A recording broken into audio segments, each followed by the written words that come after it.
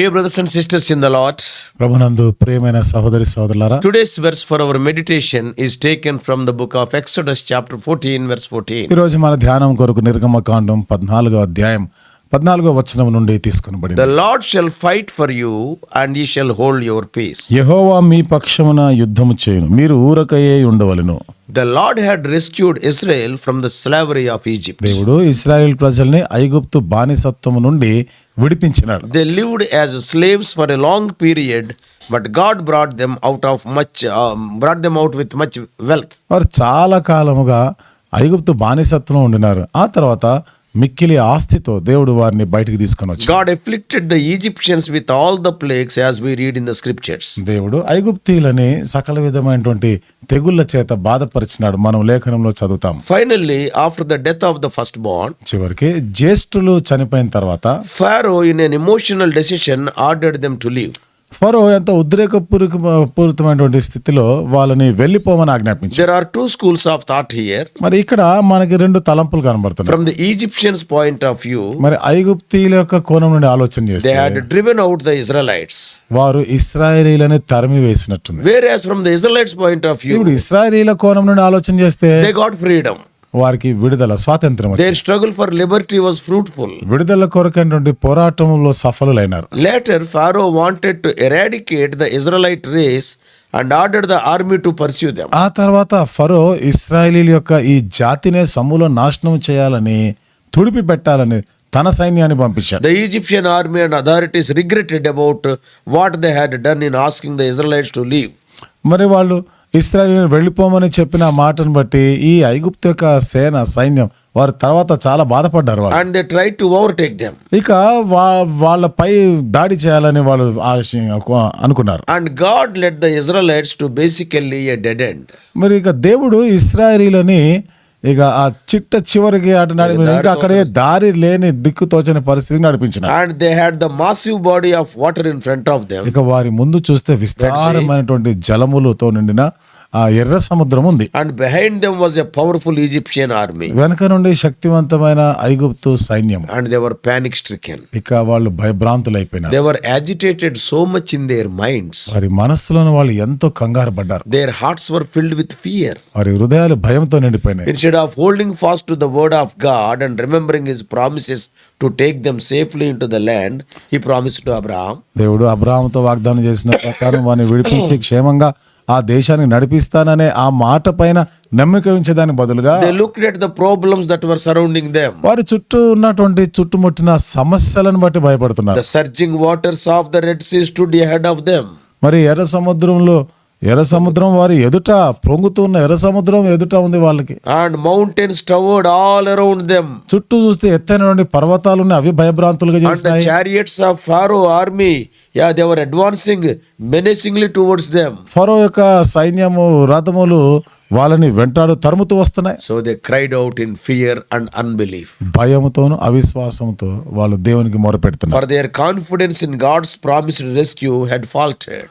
చూడండి, దేవుడు వారిని విడిపిస్తానని చేసినటువంటి ఆ నమ్మదగినటువంటి వాగ్దానంని వాళ్ళు నమ్మలేకపోయినారు. The Israelites were in a seemingly impossible situation. ఇశ్రాయేలీలు ఇక్కడ చూడడానికి అసాధ్యమైన పరిస్థితికి వచ్చినట్టుంది. But it was a situation brought on by the Lord himself. అయితే అట్లాంటి పరిస్థితికి దేవుడు తానే వాళ్ళని తీసుకొని It వచ్చినాడు. was God who had hardened Pharaoh's heart to pursue the fleeing slaves. దేవుడే పారిపోతున్న ఈ బానిసల్ని తరుముతూ వెంటాడుతుండాలని ఫరో హృదయం కఠినం చేసిన వాడు దేవుడే. Why would God do such a thing? ఎందుకని దేవుడు ఈ పని చేసినాడు? Why did God lead them to such an obvious trap?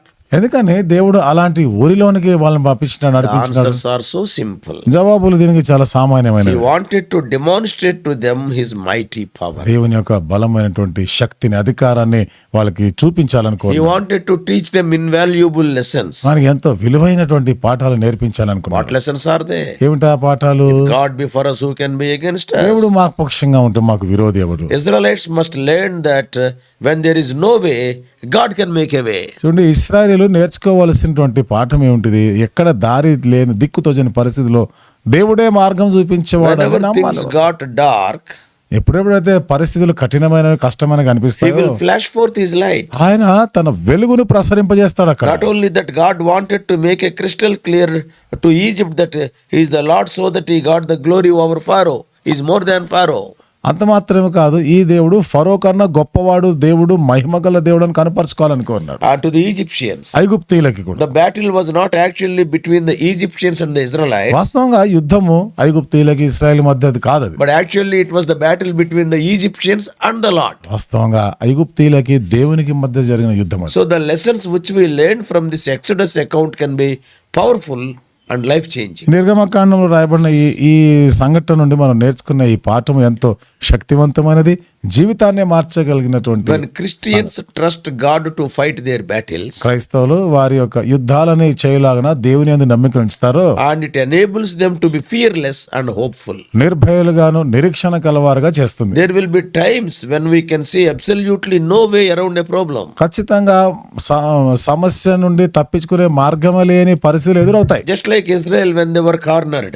ఇశ్రాయేలు వాళ్ళనే ఎటుతోచని పరిస్థితిలో ఉన్నట్టుగా. It's quite probable that not even one Israelite would have imagined that the massive Red Sea was going to split down in the middle. ఎర్ర సముద్రము మధ్యకి రెండుగా విడిపోతుందని ఒక్క ఇశ్రాయేలీయుడు కూడా తలంచలేదు, ఊహించలేదు. Nobody imagined that it will provide their way of escape. వారికి తప్పించుకునే మార్గం ఏర్పాటు చేస్తున్న సంగతి ఎవరు ఊహించలేదు. More than that, అంతకు మించి they never dreamt that the same Red Sea which became a way of salvation for their lives would become a burial ground to the Egyptians. ఏ సముద్రం అయితే వారికి దారినిచ్చి వారిని రక్షించగలిగిందో అదే ఎర్ర సముద్రము తరుపుతున్న శత్రువులకి అది సమాధి అవుతుందని ఊహించలేదు. When Christians believe God's word, క్రైస్తవులు దేవుని వాక్యం మీద నమ్మకం ఉంచినప్పుడు they learn that no battle is too formidable or monumental for God to handle. దేవుడు మరి చేపట్టడానికి దేవుడు చేయగలిగిన యుద్ధం ఆయనకి అసాధ్యమైనది అంటూ ఏమి లేదు ఆయనకి. And when we find ourselves at the dead end like the people of Israel in Exodus 14, ఇశ్రాయేలీ లాంటి పరిస్థితి నిర్గమకాండం 14వ అధ్యాయంలో ఉన్నట్లుగా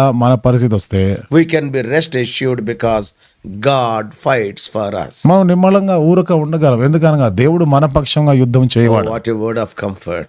ఎంత ఆదరణకరమైన మాట, What a word of confidence. ఎంత ధైర్యాన్ని ఇచ్చే మాట, What a word of victory Moses spelled out in the verse for our meditation. విజయం ఇచ్చే మాట మోషే నేటి దిన ధ్యానం కొరకైన మాటల్లో చెప్తున్నాడు. What Moses is telling. Moshe ఇంకేమంటున్నాడు? The Lord shall fight for you and ye shall hold your peace.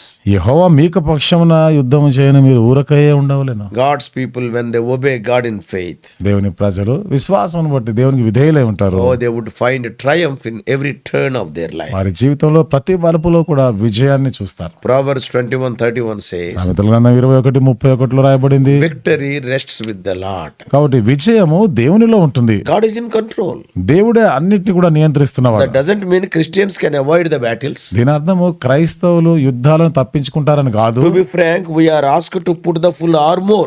వాస్తవంగా చెప్పాలంటే మనము సర్వాంగ కవచము ధరించవలెను అని That's ఆజ్ఞాపించబడ్డాం. what we read in Ephesians chapter 6, 10-17. అది ఎఫెసీయులకు రాసిన పత్రిక 6వ అధ్యాయం 10-17 వచనాల్లో చదువుతాం. Though you are having full armor, our trust is in the Lord. సర్వాంగ కవచం ఉన్నా గానీ మన నమ్మిక దేవుని యందు ఉంటుంది. Psalmist says in Psalm 20 verse 7, కీర్తనకారుడు 20వ కీర్తన 7వ వచనంలో చెప్తున్నాడు, some trust in chariots and some in horses, కొందరు రథములను బట్టి అతిశయిస్తారు, కొందరు గుర్రములను బట్టి but అతిశయిస్తారు. we trust in the name of the Lord our God. మనమైతే మన దేవుడైన యెహోవా నామమును బట్టి అతిశయపడదాం. Therefore, dear brothers and sisters, కాబట్టి ప్రియమైన సహోదరి సహోదరులారా, being a child of God, a true child of God, are you facing a conflict today in your life? దేవుని బిడ్డగా, నిజమైన దేవుని బిడ్డగా ఈ రోజు నీ జీవితంలో పోరాటాలు ఎదుర్కొంటున్నావా? Being a child of God, though you are upright, are you feeling that you are cornered? దేవుని బిడ్డలుగా నువ్వు యథార్థంగా ఉన్నా గానీ దిక్కుతోచని పరిస్థితిలో నిన్ను ఎవరు పట్టించుకోవడం లేదు అన్నట్టుందా? Is there no way of escape? తప్పించుకునే మార్గమే లేదన్నట్టుందా? Like Israel, ఇశ్రాయేలీయుల వలె we are to believe God's word. మనం దేవుని వాక్యం నమ్మాలి. We are to have confidence on Lord's faithfulness. దేవుని నమ్మకత్వం పైన మనకు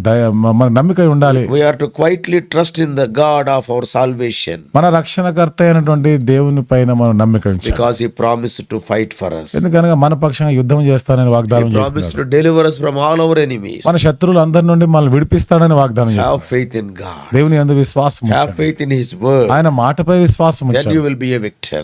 అప్పుడు నీవు విజయశాలిగా ఉంటావు. Not only here, ఇక్కడ మాత్రమే కాదు, Many parts of the scripture we see of the same truth repeating. లేఖనాల్లో అనేక భాగాల్లో ఇదే సత్యం మరలా కనబడుతుంది. When David was facing Goliath, దావీదు గొలియాదును ఎదుర్కొంటున్నాడు. we all know it is not the sling and stone, but God fought the battle. మనకు తెలుసు ఆనాడు విజయం ఇచ్చింది దావీదు వడిసెల రాయి కాదు, దేవుడు చేసినాడు ఆ యుద్ధం.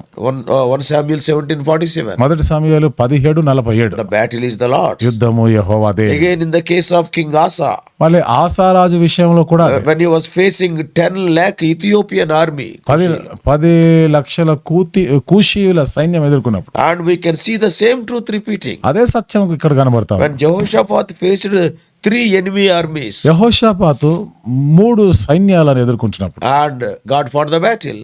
ఆ శత్రు సైన్యాన్ని ఎదుర్కొన్నప్పుడు అక్కడ కూడా దేవుడే యుద్ధం చేశాడు. Even in the case of Hezekiah, హిజ్కియా విషయంలో కూడా when the Assyrian army came against him, అష్షూరీయుల సైన్యం ఆయనకు విరోధంగా very వచ్చింది. clearly it is written that the angel of the Lord killed 1,85,000 of the enemy soldiers. ఎంత స్పష్టంగా అక్కడ రాయబడిన మాట, ఒక దూత శత్రు సైన్యంలో 1,75,000 మంది ఆ సైన్యాన్ని చంపివేసి. Even when Gideon went against the Midianites with just 300 men, గిద్యోను కూడా 300 మందితో మిద్యానీయుల మీద యుద్ధానికి we పోయినప్పుడు know God fought the battle. మనకు తెలుసు కదా దేవుడే ఆ యుద్ధం చేసినాడు. Same is true in our lives also. మన జీవితాల్లో కూడా అదే సత్యం. When we count the blessings, they are innumerable. మనం ఆ దీవెనలు ఆశీర్వాదాలు లెక్కిస్తా ఉంటే లెక్కింప శక్యం కానవి. We are feeble, but He is able. మనం బలహీనులం, ఆయనే సమర్థుడు. He is our sun and shield. ఆయన మనకి సూర్యుడును కేడమునై ఉన్నాడు. Please believe that He will fight your battles also. దయచేసి నమ్మండి, ఆయన నీ యుద్ధాలను కూడా చేయవాడని. But you have to obey His word. అయితే నువ్వు ఆయన మాటకు విధేయత You have చూపాలి, to believe His word. ఆయన మాటను నమ్మాలి. Then you will be victorious. అప్పుడు నువ్వు విజయశాలిగా ఉంటావు. May the Lord help you. దేవుడు నీకు సహాయం చేయని. Shall we pray? ప్రార్థన చేసుకుందాం. Loving Heavenly Father, ప్రేమగల మా పరలోకపు తండ్రి, gracious God, కృపగల దేవా, the Bible is full of so many examples, you fighting the battles of your people. ప్రభా నీ ప్రజల పక్షంగా నీవే యుద్ధం చేసినావు అనే దానికి బైబిల్ గ్రంథంలో అనేకమైన ఉదాహరణలు ఉన్నాయి. Oh Lord, in an unimaginable way, they were rescued from their enemies. ఊహించని విధానంలో వారి శత్రువుల నుండి విడుదల పొందినారు. We have seen the example of, oh Lord, Israelites from the hands of Pharaoh. మరి ఇశ్రాయేలీయులు ఫరో చేతి నుండి విడిపించబడినటువంటి ఆ ఉదాహరణ కూడా We చూసినాం. have seen Jehoshaphat facing 3 armies. యెహోషాపాతు 3 సైన్యాలను ఎదుర్కొన్న సంగతి చూసినాం. Asa facing 10 lakh Cushites. ఆసాబు 10 లక్షల మరి కూషీయులని ప్రభా మరి ఐథియోపియల నుండి ఆ సైన్యాన్ని ఎదుర్కొన్న సంగతిని చూసినాం. David facing, oh Lord, Goliath. దావీదు గొలియాదుని ఎదుర్కొన్న సందర్భాన్ని చూసినాం. Hezekiah facing the Assyrians. హిజ్కియా అష్షూరీయులను ఎదుర్కొన్న ఆ Gideon సందర్భాన్ని facing the Midianites. గిద్యోను మిద్యానీయులను ఎదుర్కొన్న In సంఘటన our own lives also. మా సొంత జీవితాల్లో Oh Lord, give us more faith in thy word and promises. దేవా నీ వాక్యం పైన నీ వాగ్దానాల పైన ఎక్కువైన నమ్మిక ఉంచటకు Heaven సహాయం and చేయి. earth will pass away, not thy word. భూమి ఆకాశం గతించిపోను కానీ నీ మాట ఎన్నడూ గతించిపో. We will fight our battles. మా యుద్ధంలో నువ్వు చేయవాడు. Help us to have this confidence. ప్రభా మరి ఈ నిశ్చయత ఈ ధైర్యాన్ని కలిగి ఉండేదానికి సహాయం చేయి. Speak to us more and more. దేవా మాతో ఇంకా అధికముగా Our మాట్లాడు. dear ones who are going through battles in their lives because of their faith, ప్రియులైన వారు విశ్వాసం బట్టి వారి జీవితంలో ప్రభా యుద్ధ పోరాటాలు పరిస్థితిని ఎదుర్కొంటుండగా as they have taken a decision to obey thy word, నీ మాటకు విధేయత చూపిస్తామనే తీర్మానం చేసుకున్నారు grant కాబట్టి them victory. వారికి విజయాన్ని Fight their ప్రసాదించండి. battles. వారి యుద్ధాలను మీరే Lead జరిగించండి. us throughout this day. దినమంతా ఇక్కడ మమ్మల్ని నడిపించండి. We do pray in the victorious name of our Lord and Savior Jesus Christ. మా ప్రభువును రక్షకుడైన యేసుక్రీస్తు ప్రభు వారి విజయవంతమైన నామములో విజయమునిచ్చే నామములో ప్రార్థించి వేడుకుంటున్నాము తండ్రి. ఆమేన్. God bless you all. Please subscribe for more spiritual messages to the YouTube channel John Victor Telugu Messages.